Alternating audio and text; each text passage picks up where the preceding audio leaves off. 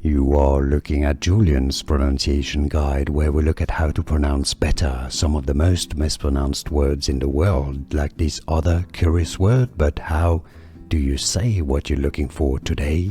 We are looking at how to pronounce these names, as well as how to say more interesting but often confusing French names that many get wrong, so make sure to stay tuned to the channel. How do you say it in French?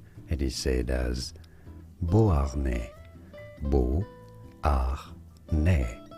Silent S, silent H.